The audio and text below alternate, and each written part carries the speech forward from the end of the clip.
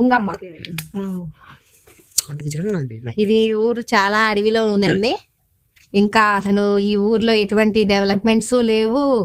పిల్లలకి స్కూల్స్కి వెళ్ళాలి అన్నా, హాస్పిటల్కి వెళ్ళాలి అన్నా కూడా, వీళ్ళు పనికి వెళ్ళాలన్నా కూడా 7-8 కిలోమీటర్లు అడవిలో నుంచి వెళ్ళి రావాలి. ఈ ఊరికి కరెంట్ సౌకర్యం కానీ ఏమీ లేవు. ప్రస్తుతానికి మాత్రం కొన్ని ఫౌండేషన్స్ వాళ్ళు ఏదైనా ప్రొవైడ్ చేసినట్టున్నారు. సోలార్ లైట్స్తోనే వీళ్ళకి లైఫ్ అనేది సాగుతూ ఉంది. పిల్లలు స్కూల్కి వెళ్ళాలి అన్నా కూడా అడవిలోనే నడిచి వెళ్ళాలి. వాళ్ళ ద్వారా తెలిసింది. మాకు ఎంతో కొంత వీళ్ళకి సహాయం చేయాలి అనిపించింది.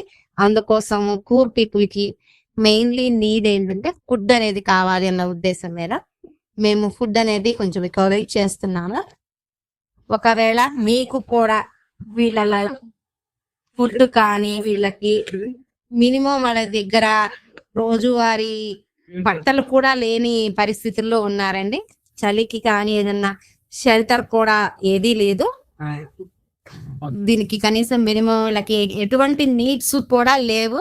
ఇలాంటి మనం ఈ డెవలప్మెంట్ లో ఉన్నప్పుడు కూడా ఇలాంటి వాళ్ళు ఉన్నారు అంటే కూడా చాలా ఆశ్చర్యంగానే ఉంది.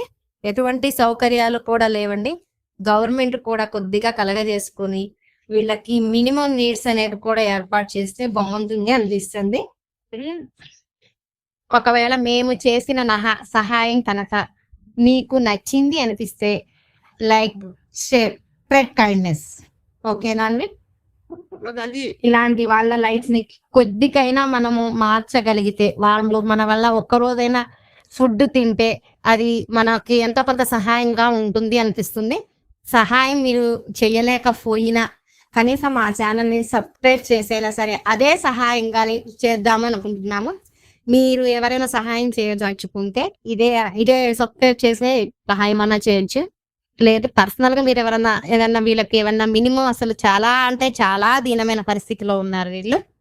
మినిమం అసలు బట్టలు కూడా లేవు. పిల్లలు కూడా చాలా ఘోరంగా ఉన్నారు. వీళ్ళ పొజిషన్ అయితే ఇక్కడికి వచ్చి ఎవరైనా అంగన్వాడీ వాళ్ళు కానీ ఎవరైనా కానీ కనీసం ఒక మినిమం ఒక 10 days అన్నా కానీ ఏదన్నా వాళ్ళకి ఏదైనా చెప్పగలిగితే బాగుంటుంది అనేది నా ఆలోచన.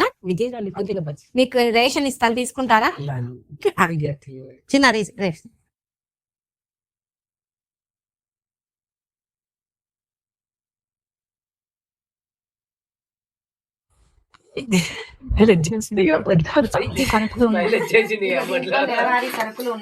దీంట్లో నెలవారీ ఉన్నాయి. నెలవారీ రేషన్ ఉంది. బియ్యము, కందిపప్పు, సోప్స్ అవన్నీ ఇచ్చాము.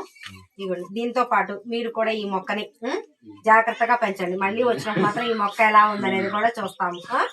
ఓకేనా?